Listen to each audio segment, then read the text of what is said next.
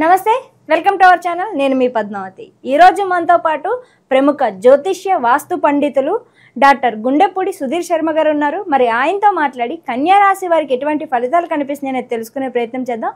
మరి మీరు కూడా వీడియోని ఎక్కడ కూడా స్కిప్ చేయకుండా పూర్తిగా చూసేయండి. నమస్కారం గురువుగారు. శ్రీమాత్రే నమః. శ్రీ గురుభ్యో నమః. గురువుగారు, మనకి ఆదాయ వ్యయాలు అనే విషయానికి వచ్చేసరికి ఆదాయం అనగానే మనకు వచ్చే సంపాదన, వ్యయం అనేది వచ్చేసరికి మనకి ఖర్చు అవుతుంది అని చెప్తారు కదా. అంటే ఇది వాస్తవమే అంటారా, లేకుంటే ఆదాయ వ్యయాలు కావచ్చు, లేకుంటే రాజ్యపూజ అవమానాలు కావచ్చు, ఇవి వేటి పరంగా లెక్క వేయచ్చు అంటారు? నిజంగా చెప్పాలంటే మనం చిన్నప్పటి నుంచి కూడా మెంటల్గా ఫిక్స్ అయిపోయి ఉన్నాను. ఆదాయం అంటే డబ్బు, ఖర్చు, వ్యయం అంటే ఖర్చు అని. ఆదాయ వ్యయాలు అనేటువంటివి మనకి పంచాంగంలో ఇచ్చేటువంటి విధానం ఏమిటి అంటే కేవలం డబ్బు విషయం ఒక్కటి కాదు. ఆర్థికం, ఆరోగ్యం, కుటుంబం, మనశ్శాంతి, విద్య, మనం అనుకునేటువంటి కార్య సంకల్ప విజయం, ఇవన్నీ ఓవరాల్గా కలుపుకుంటే వీటిల్లో ఏ ఒక్కటి లోపించినా మనశ్శాంతి లోపిస్తూ ఉంటుంది. కాబట్టి ఇవన్నీ కలుపుకొని ఆదాయ వ్యయాల రూపంలో చూపిస్తారు. కానీ డబ్బు మాత్రం కాదు, డబ్బు ఒక్కటి మాత్రం కాదు. మనకి ఓవరాల్గా ఈ సంవత్సరం మొత్తం ఉండేటువంటి ఫలితం, మనకు ఉండేటువంటి మనశ్శాంతి, మనకు ఉండేటువంటి కార్య విజయం ఏదైతే ఉందో ఈ ఆదాయ వ్యయాల రూపంలో చెప్తాం. కానీ కేవలం డబ్బు ఒక్కటే ఎంత వస్తుంది, ఇంత ఖర్చు అవుతుంది అనేది మాత్రం పిచ్చి అపోహ అని చెప్తాను నేను. కాబట్టి ఆ విధంగా చూసుకోకండి. తప్పనిసరిగా మనం ఓవరాల్గా జీవితం మొత్తం సంవత్సరం, ఇప్పుడు 1% ఇంట్రెస్ట్ అని చెప్తారు నాన్న, బ్యాంక్ వాళ్ళు చెప్తున్నా. 1% ఏంటంటే ప్రయాణం కదా. అట్లానే ఆదాయ వ్యయాలు కూడా మన పంచాంగంలో చెప్పుకునేవన్నీ కూడాను సంవత్సరం మొత్తానికి పనికొచ్చేట్టుగా మనకు ఉండేటువంటి మనశ్శాంతినే ఆదాయ వ్యయాలుగా చూసుకోవాలని చెప్తాం. గురువుగారు, కన్యా రాశి వారికి ఉగాది నుంచి ఉగాది వరకు చూసుకున్నట్టయితే కనుక ఎటువంటి ఫలితాలు కనిపిస్తున్నాయి? దాంతోపాటు విద్య, ఉద్యోగ, వ్యాపార రంగాల వారికి ఎటువంటి పెట్టుబడి చిట్కాలు కనిపిస్తున్నాయి అంటారు వీరికి? ముఖ్యంగా నాన్న, కన్యా రాశి వారికి 7వ స్థానంలో షష్టగ్రహ కూడమి జరుగుతున్నా, 6వ స్థానంలోకి రాబోతున్నటువంటి రాహు, సప్తమ స్థానంలో ఉండేటువంటి శని, దశమ రాజ్యస్థానంలోకి వస్తున్నటువంటి గురువు, అలాగే కొన్ని రోజుల పాటు మిథునంలో, కొన్ని రోజుల పాటు కర్కాటకంలో ఉండేటువంటి కుజగ్రహ ప్రభావం సంపూర్ణంగా వీరికి కొంతవరకు సానుకూలతను ఏర్పరుస్తూ ఉంది. ఆదాయ వ్యయాల గురించి మాట్లాడుకుంటే ముఖ్యంగా ఆదాయం 14, ఖర్చు 2. మేషరాశి వారికి క్వైట్ ఆపోజిట్లో ఉంది. మేషరాశి వారికి ఆదాయం 2, ఖర్చు 14 ఉంటే కన్యారాశి వారికి ఆదాయం 14 ఉంది, ఖర్చు 2 ఉంది. అలాగే రాజ్యపూజ్యం 6, అవమానం 6. సమానంగా ఉంది. మౌనంగా ఉండాలి. ఇప్పుడు రాజ్యపూజ్యం పెద్దగా లేకపోయినా అవమానం ఎక్కువ ఉండకూడదు కదా నాన్న. కాబట్టి ఎంతవరకు ఎదురు వాళ్ళ విషయాలు అనవసరంగా తలదూర్చకుండా వాళ్ళ పనులు వాళ్ళు చేసుకుంటూ వెళ్ళిపోతే సుఖంగా సంతోషంగా ఉంటారు.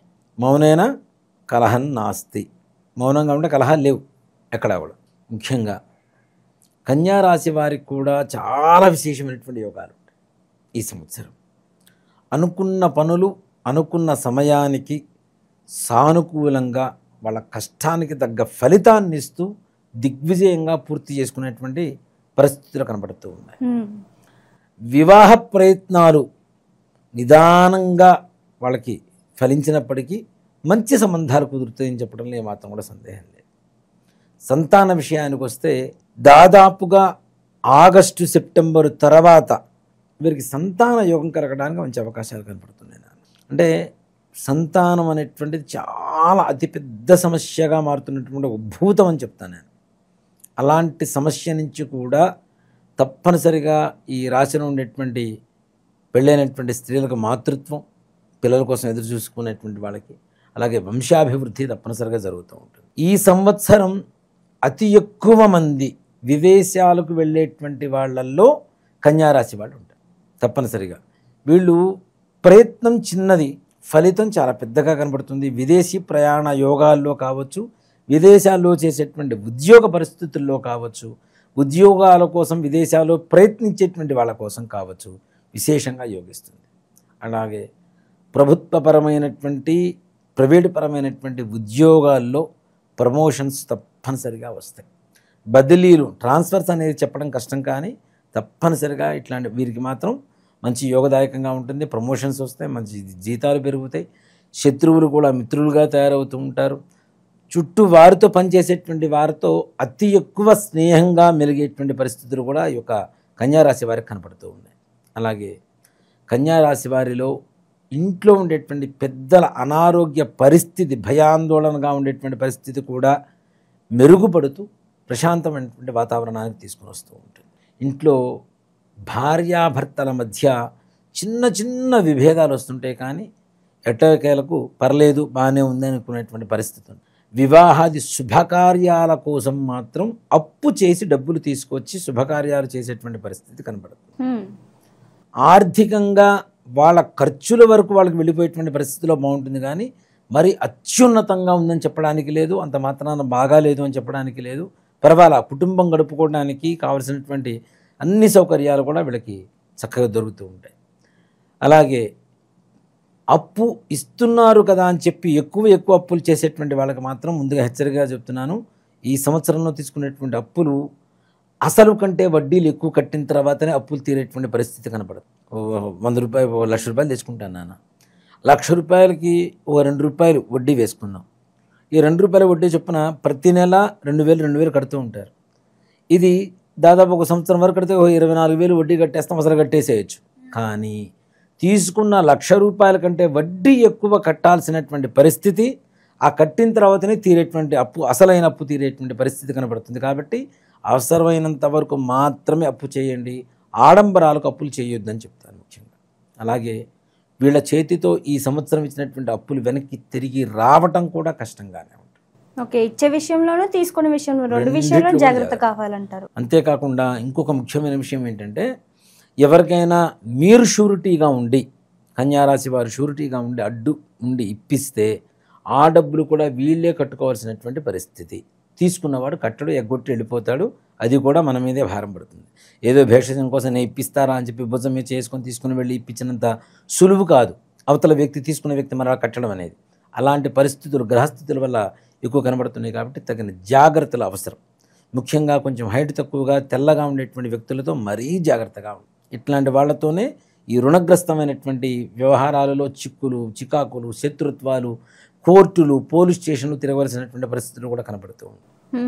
అలాగే ఇంట్లో సంతాన విషయంలో కూడాను సంతానం కొంత మేరకు పర్లేదు, అంతకుముందు ఉన్నటువంటి పరిస్థితి కంటే ఇప్పుడు మన మాట వింటున్నారు పిల్లలు అనుకునేటువంటి ఒక సామాన్యమైనటువంటి స్థితికి చేరుకునేటువంటి పరిస్థితులు ఉంటాయి. పిల్లలు కూడాను ఈ దుర్వ్యసనాలు బారి నుంచి బయటపడి సద్బుద్ధితో ప్రవర్తించేటువంటి పరిస్థితులు కనబడుతూ ఉంది. అలాగే వ్యాపారం విషయానికి వస్తే వీళ్ళు స్టాక్ ఉంచుకున్నటువంటి ఏవైతే ధాన్యాలు ఇట్లాంటివి ఉన్నాయో, పప్పులు ఇట్లాంటివి ఉన్నాయో, వాటి వల్ల అధికమైనటువంటి ధనయోగాన్ని పొందేటువంటి అవకాశాలు కనబడుతుంది. ముఖ్యంగా ఈ కెమికల్స్, పెట్రోల్ ఇట్లాంటి వాటికి సంబంధించినటువంటి ఫ్యాక్టరీలు, షాపుల్లో అగ్ని ప్రమాదాలు జరిగి కొంతమేరకు నష్టం వాటిల్లేటువంటి పరిస్థితి కూడా కనబడుతుంది. కాబట్టి తగిన జాగ్రత్తలు, ఇట్లాంటి వ్యాపారాలు చేసేటువంటి వాళ్ళతో మాత్రం కొంచెం జాగ్రత్తగా ఉండవలసినటువంటి పరిస్థితి ఆ వ్యాపారస్తులు. అలాగే ఇక రాజకీయ నాయకుల పరిస్థితికి వస్తే వీరికి ఉన్నతంగా ఉంటుంది, మంచి పదవులు వస్తాయి. అట్లాగే ప్రజా వ్యతిరేకత ఉన్నా కూడా ఉన్నత అధికారుల దృష్టిలో మాత్రం వీళ్ళ పేరే వినబడుతూ ఉంటుంది. ఇక్కడ కింద చూసుకుంటేనేమో ప్రజా వ్యతిరేకత, కానీ అధికారుల దృష్టిలో మాత్రం వీళ్ళ పేరే ఎక్కువగా చుట్టుపక్కల వీళ్ళకే తప్పనిసరిగా పదవులు వస్తాయి అనేటువంటి ఒక నానుడు ఏర్పడుతూ ఉంటుంది. తద్వారా కూడా వాళ్ళకి మంచి యోగం కలుగుతూ ఉంటుంది. అలాగే ఇక విదేశీ ప్రయాణాల కోసం చేసేటువంటి వాళ్ళకు కూడా మంచి యోగం కలుగుతుంది. విద్యార్థులకి బాగుంటుంది, సంతానం బాగుంటుంది, వివాహం బాగానే ఉంటుంది. రుణ బాధలు మాత్రం కొంచెం జాగ్రత్త. రైతులు కూడా మంచి పంటలు పండుతాయి, వాళ్ళకు కూడా మంచి చేతికి డబ్బు లభిస్తుంది. మంచి యోగకాలంగా చెప్పుకోవచ్చు రైతులకు కూడా ముఖ్యంగా. కానీ గురువుగారు, కానీ చూసుకుంటే కనుక ఈ డబ్బు విషయం ఏదైతే ఉందో దాని విషయంలో కాస్త మిశ్రమ ఫలితాలు, కాస్త కష్టకరమైన ఫలితాలు అనుకోవచ్చు వీరికి. మరి వీరంతా కూడా ఎటువంటి పరిహారాలు చేయాలంటారు ఈ లక్ష్మీ విషయంలో మాత్రం? అంటే మనం చెప్తే రెమెడీస్ కూడా చాలా సింపుల్గానే ఉంటాయి, పెద్ద కష్టపడి ఖర్చు పెట్టుకునేటువంటి ఇవి కూడా కాదు. మనం కందిపప్పుతో సాంబారుతో అన్నం చేస్తాం, అవునా? సాంబార్ అన్నం చేసి ప్రతి మంగళవారం ముష్టి వాళ్ళకి పంచిపెట్టండి. ఒక 4-5 ప్యాకెట్లు చేసుకోండి, ఒక్కో ప్యాకెట్ ఒక్కోళ్ళకి ఇవ్వండి. ఒక 1 రూపీ కాయిన్స్ ఉంటాయి, కాయిన్స్ వాళ్ళ చేతికి ఇచ్చేసి అవి కూడా ఇచ్చేసి నోట్లు ఎన్నైనా ఇవ్వండి మీ ఇష్టం, కాయిన్స్ మాత్రం ఒకటి ఇచ్చేసి తప్పనిసరిగా సాంబార్ అన్నం వాళ్ళ చేతిలో పెట్టేసి కాళ్ళు కడుక్కొని నవగ్రహాల ప్రదక్షిణాలు చేసుకొని దేవాలయ ప్రదక్షిణాలు చేసుకొని రండి. తప్పనిసరిగా ఈ కుజగ్రహ ప్రతికూలత ఏదైతే ఉందో అది మొత్తం వెళ్ళిపోయి అనుకున్న పనులు సజావుగా ముందుకు పూర్తవుతాయి. చాలా చక్కగా వివరించారు. అయితే కన్యా రాశి వారికి ఎటువంటి ఫలితాలు ఉండబోతున్నాయో పాటుగా ఎటువంటి పరిహారాలు చేసుకోవాలి, పరిహారం కూడా చాలా సింపుల్గా వివరించారు, ప్రతి ఒక్కరూ చేసుకునే విధంగా. ధన్యవాదాలు గురుగారు. శ్రీమాత్రే నమః. శ్రీ గురుభ్యో నమః.